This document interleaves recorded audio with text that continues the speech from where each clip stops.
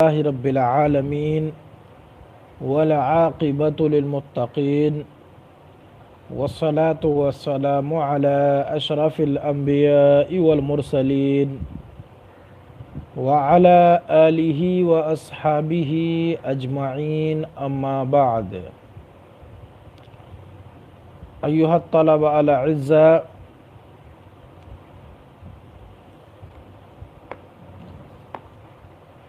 في الدرس السابق بينا أن النجاسة إذا وقعت في الماء لا يجوز الوضوء به سواء كانت النجاسة قليلة أو كثيرة. یعنی اگر پانی میں نجاست پڑ جائے تو پھر اس پانی سے وضو بنانا یا غسل کرنا جائز نہیں ہے، چاہے یہ نجاست قلیل ہو یا کثیر، یعنی یہ نجاست تھوڑی ہو یا زیادہ، اگر پانی میں پڑ جائے تو پھر اس پانی کو استعمال کرنا جائز نہیں ہے. ٹھیک ہے، لیکن یہ بات ہم نے گزشتہ روز بھی بیان کی تھی کہ یہاں پانی سے جو مراد ہے وہ مائع قلیل ہے. ٹھیک ہے، پانی کی دو قسمیں ہیں، ایک مائع قلیل اور ایک دوسری مائع کثیر. ٹھیک ہے، یعنی پانی کی قلت و کثرت کے اعتبار سے دو قسمیں، ایک قلیل اور ایک کثیر. پانی کی کم اور زیادہ ہونے کے اعتبار سے ٹھیک دو قسمیں، ایک قلیل اور ایک کثیر. تو پہلے مائع قلیل کا حکم بیان کر رہے ہیں. مائع قلیل کا حکم یہ ہے کہ اگر اس میں نجاست پڑ جائے تو پھر اس کا استعمال جائز نہیں ہوتا، اگرچہ یہ نجاست قلیل ہی کیوں نہ ہو. ٹھیک ہے، اور امام مالک رحمہ اللہ فرماتے ہیں، وقال مالک رحمہ اللہ یجوز ما لم یتغیر احد اوصافہ لما روینا. ٹھیک، امام مالک کہتے ہیں کہ اگر نجاست پڑ جائے پانی میں تب بھی اس سے وضو بنانا جائز ہے، اس وقت تک کہ جب تک اس کے تینوں اوصاف میں سے کوئی ایک وصف نہ بدلے. تینوں اوصاف میں سے علی الاقل کوئی ایک وصف نہ بدلے. ٹھیک ہے، لما روینا، اسی سابقہ حدیث کی بنا پر جو ہم نے پیچھے بیان کی ہے. ٹھیک، تو مائع قلیل میں اگر نجاست پڑ جائے تب اس سے بھی وضو بنانا جائز ہے، یہاں تک کہ اس کے تینوں اوصاف میں سے یعنی رنگ، ٹھیک ہے، مزہ، رنگ اور بو، ٹھیک، اور مزہ، ان تینوں اوصاف میں سے کوئی ایک وصف نہ بدلے. جب ان تینوں اوصاف میں سے کوئی ایک وصف بدل جائے تو پھر ایسی صورت میں امام مالک کے نزدیک بھی اس پانی سے کہ جس میں یعنی وہ مائع قلیل کے جس میں نجاست پڑ گئی وضو بنانا جائز نہیں ہے. ٹھیک، تو یہ دراصل ہمارا اور امام مالک رحمہ اللہ کا اختلاف کیوں ہے. ٹھیک ہے، دراصل جو پانی ہمارے نزدیک مائع قلیل ہے وہ ان کے نزدیک قلیل نہیں ہے. وہ مائع قلیل نہیں ہے ان کے نزدیک. ٹھیک، اس وجہ سے یہ اختلاف وارد ہوا کہ ہم مائع قلیل میں نجاست پڑ جاتی ہے تو پھر کہتے ہیں کہ مطلب اس سے وضو جائز نہیں ہے، وہ کہتے ہیں کہ وہ مائع قلیل ہے ہی نہیں. جب مائع قلیل نہیں ہے تو پھر نجاست کے پڑنے سے بھی وہ مکمل طور سے نجس نہیں ہوگا یہاں تک کہ اس کے تینوں اوصاف میں سے کوئی ایک وصف بدل جائے. ٹھیک ہے. اب وہ ایک حدیث پاک سے استدلال کرتے ہیں، وہ حدیث لما روینا، اس حدیث کی بنا پر جو ہم پیچھے روایت کر چکے ہیں. اور یہ کون سی حدیث ہے؟ وہ حدیث یہ نبی کریم صلی اللہ علیہ وسلم کا یہ فرمان عالی شان ہے، الماء طہور لا ينجسہ شیء. ٹھیک ہے کہ پانی جو ہے وہ پاک کرنے والا ہے، اسے کوئی چیز ناپاک نہیں کرتی الا اذا غیر احد اوصافہ. ٹھیک ہے کہ حدیث میں آیا ہے کہ پانی پاک کرنے والا ہوتا ہے، ٹھیک ہے، مطہر ہوتا ہے، اسے کوئی چیز ناپاک نہیں کرتی سوائے یہ کہ اس کے تینوں اوصاف میں سے وہ چیز کوئی وصف بدل دے. تو تینوں اوصاف میں سے اگر کوئی وصف بدل گیا اس چیز کی وجہ سے جو پانی میں پڑی، اس وجہ تب تو پانی ناپاک ہوگا، ورنہ پانی ناپاک نہیں ہوگا. ٹھیک ہے، چاہے کتنی ہی نجاست کیوں نہ پڑ جائے، اور وہ ماء قلیل ہو یا کثیر ہو، اس سے کوئی فرق نہیں پڑتا. ٹھیک ہے.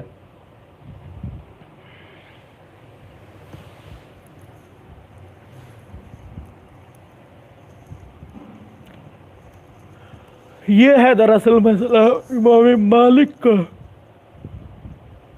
کہ ان کے نزدیک قلیل کثیر کی کوئی قید نہیں ہے.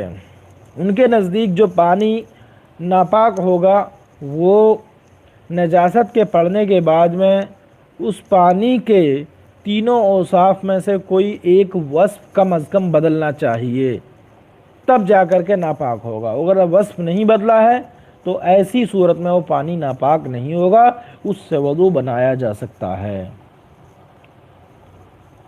ٹھیک.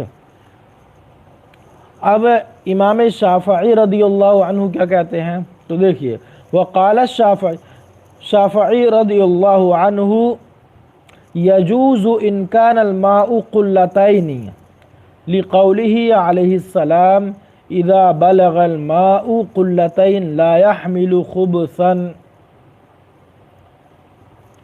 ٹھیک.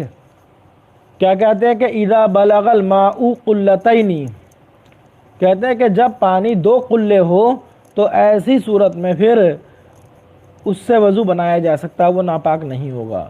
کیونکہ امام مالک کے نزدیک 2 قلے کا پانی جو ہے حد کثرت میں داخل ہو جاتا ہے، یعنی 2 قلے سے کم پانی جو ہے وہ قلیل پانی ہوتا ہے، اور اگر 2 قلہ ہو جائے یا 2 قلے سے زیادہ پانی ہو تو پھر وہ پانی جو ہے امام شافعی کے نزدیک ماء کثیر اور کم ماء قلیل. ٹھیک. اور ماء کثیر میں نجاست پڑنے سے وہ ناپاک نہیں ہوتا یہاں تک کہ اس کے اوصاف وغیرہ بدل جائیں. ٹھیک ہے، کیونکہ ماء کثیر ماء جاری کے حکم میں ہے. تو دیکھیے امام شافعی استدلال کس سے کرتے ہیں؟ لقولہ علیہ السلام اذا بلغ الماء قلتین لا يحمل خبثا. تو اس حدیث پاک کا ہم ترجمہ ابھی فی الحال امام شافعی کے مذہب کے مطابق کرتے ہیں، اور وہ ترجمہ یہ اس طور پہ کرنا ہے کہ جب پانی 2 قلے پہنچ جائے لا يحمل خبثا، تو یہ پانی خباثت کو یعنی نجاست کو اپنے ساتھ اٹھا نہیں رکھتا. ٹھیک ہے، اپنے پاس اٹھا کر نہیں رکھتا یعنی برداشت نہیں کرتا، پھینک دیتا ہے. لا يحمل خبثا، خبث یعنی نجاست، تو نجاست کو اٹھاتا نہیں ہے یعنی نجاست کو اپنے پاس نہیں رکھتا بلکہ پھینک دیتا ہے، خارج کر دیتا ہے. ٹھیک ہے. یہ ہے اس حدیث کا ترجمہ امام شافعی رحمہ اللہ تعالیٰ عنہ کے مذہب کے اعتبار سے. لیکن ہم بھی اس حدیث سے بات کریں گے اور مذہب حنفی کے اعتبار سے اس حدیث کا ترجمہ اسی وقت کریں گے. تو دیکھیے، ٹھیک ہے، تو پہلی وہ حدیث امام شافعی کی اس حدیث کو، یہ حدیث جو ہے مسند احمد میں بھی ہے خزیمہ میں بھی ہے، ٹھیک ہے، ابن خزیمہ نے بھی ذکر کیا ہے اس کو، دار قطنی میں بھی ہے، اسی طریقے سے بیہقی کے اندر بھی ہے، ٹھیک، اور ابو داؤد کے اندر بھی، اور ابو داؤد والے الفاظ اس طریقے سے ہیں، اذا بلغ الماء قلتین لم يحمل الخبث، کہ جب پانی 2 قلے پہنچ جائے تو نجاست کو نہیں اٹھاتا، ٹھیک ہے، نجاست کو نہیں اٹھاتا ہے وہ، ٹھیک، یہ ہوا۔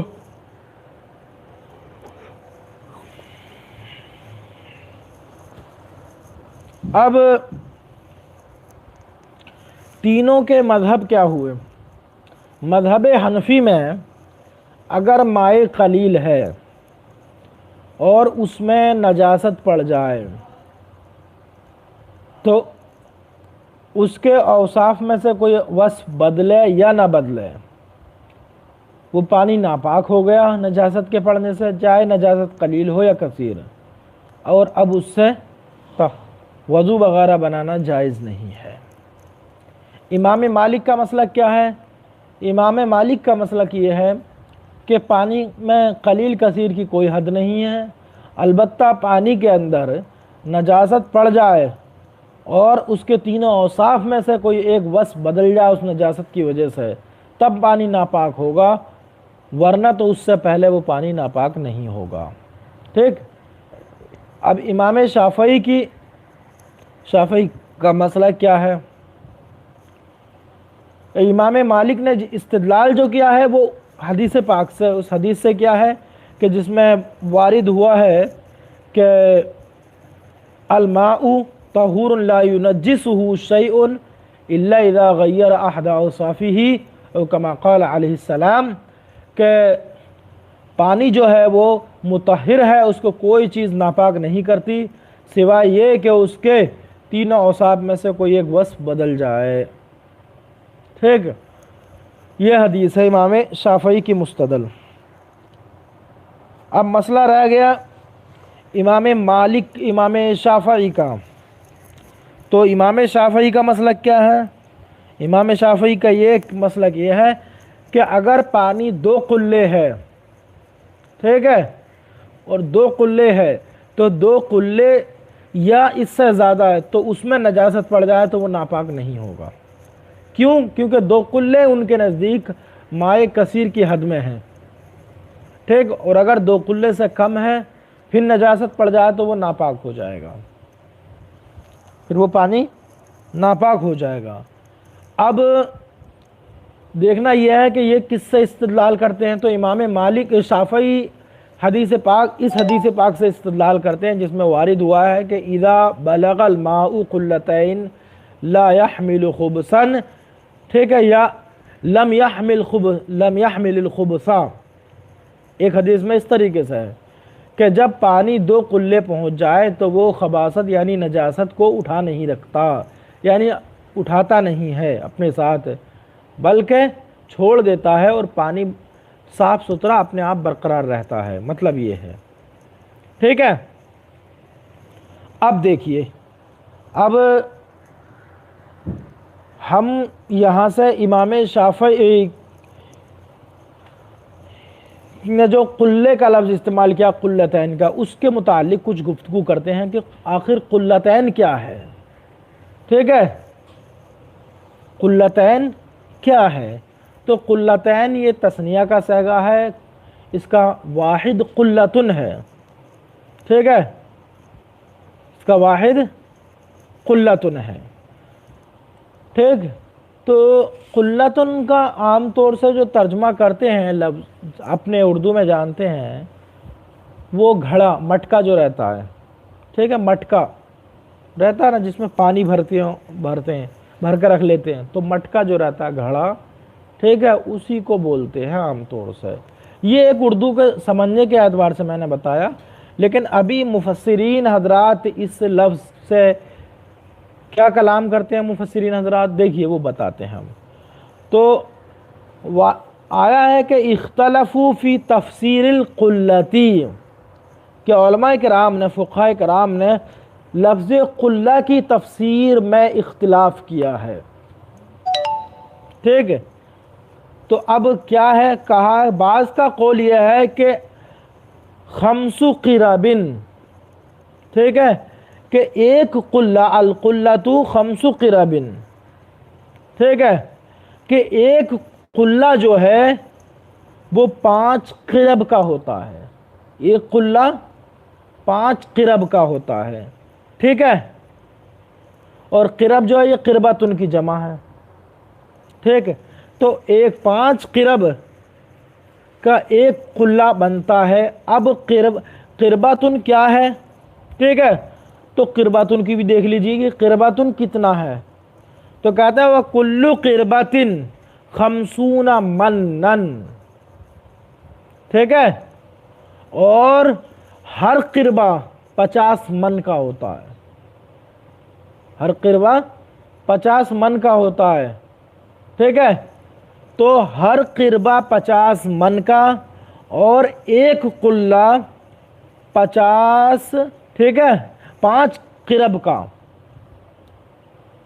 5 قربہ کا ایک قلہ اور ہر قربہ 50 من کا، ٹھیک ہے، تو اب 50 من کو جب 5 جگہ ضرب دیں کہ تو کتنا بنتا ہے، ٹھیک ہے، 250 من، 250 من بنے، ٹھیک ہے، ٹھیک ہے نا، کیونکہ ہر قلہ 5 قرب کا، ٹھیک ہے، اور ہر قربہ 50 من کا، ٹھیک ہے، تو